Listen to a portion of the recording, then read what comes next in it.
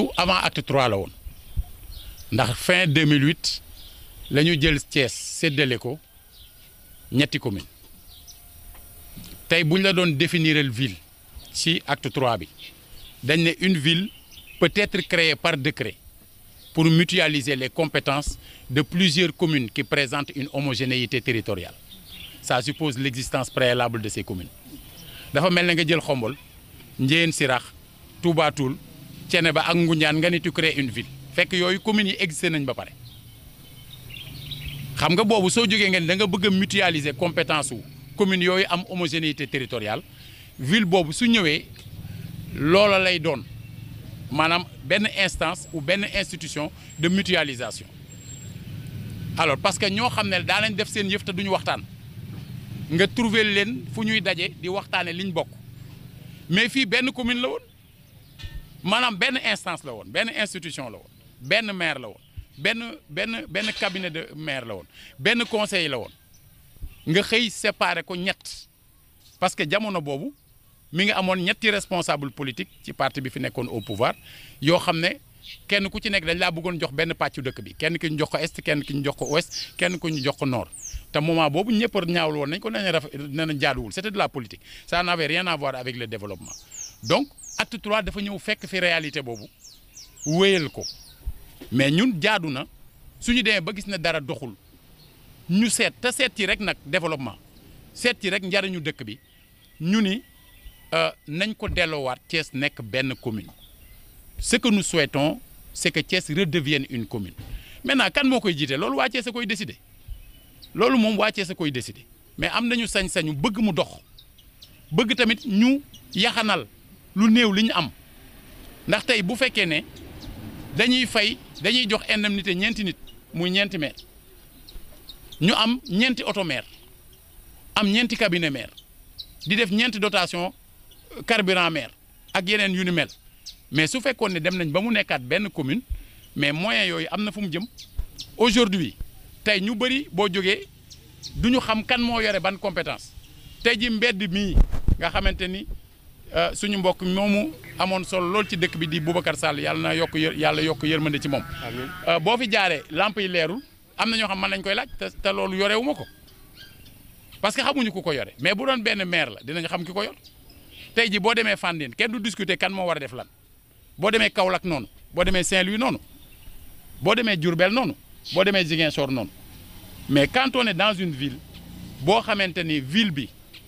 juddoowul ci ni ko yoon bi waxee maanaam ni ko acte 3 waxee déedéet bii juddu ville bi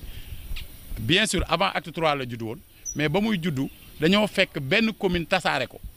jëluñu ay communes yu existé boole leen maanaam loolu mooy njariñu ville fekk ay communes yu existé ñu boole leen wutal leen nu ñu mutualiser seeni compétences loolu mooy li am c'est-à-dire tey jii li ñu war a jëm mooy seet Thiès jël Fandène mi ko wër seet xëy na yeneen communes yu ko jege ñu ni bu ñu boolee am na lu Fandène mënulul boppam ndax xëy na ñoom am nañu suuf waaye amuñu fu ñu jëlee ay taxes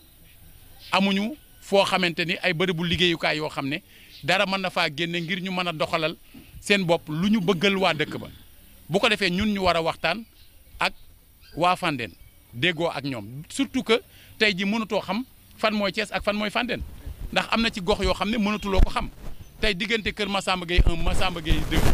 Kër Massamba Gueye 2 mënatoo xam ban moo ciy Thiès ak ban moo ciy Fandène population yi ci seen bopp ñu ci bëri Thiès la ñu jàppee ne ci lañ bokk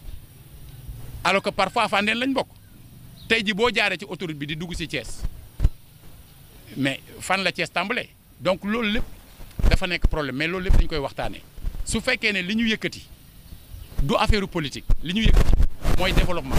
li ñu yëkkati mooy seet nan la ñu mën a fexee luy ba teg luy jariñ askan wi bu boobaa lu mënti xew daañ ko mën a teg autour d'une table waxtaane ko ba déggoo ci jéem a seet fu ñu jëm xam nga bu njëkk conseil régional dafa amoon ñu xëy amatul parce que ci gis-gis jàpp nañ ne warul woon am kon war naa mën a ne maanaam toog ba mu yàgg tëral dara 96 la woon ñu toog ba mu yàgg am ñu gis ne war nañ ko mën a dindi teg leneen ñu teg conseil départemental kon war nañoo mën a toog ba mu yàgg ñu waxtaanaat aussi seet ne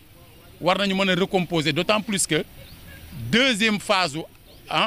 li nga xamante ne mooy acte 3 dafa jëm vers les pôles territoires on va vers ay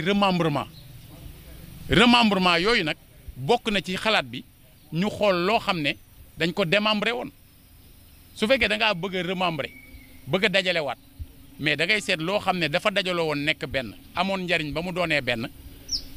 te gis ne ba mu nekkatul benn indi ay xuloo ay xiiroo ay ŋaayoo ba efficacité bi des nga ne nañ ko dajalewaat. J'invite les uns et les autres à une telle réflexion. Il ne s'agit pas de dire prenons la commune jox ko diw il ne s'agit pas de dire nañ dajale lépp jox ko benn nit li ñu wax mooy kenn xamul bu ñuy def élection ëllëg kan moo koy yore askan wi moo koy décider mais li ñu gis mooy après 5 ans de pratique te matal nañu 5 ans après 5 ans de pratique on a vu que baaxul nii muy doxe ni nañu dajalewaat Thiès mu nekkaat benn commune bu boobaa cette commune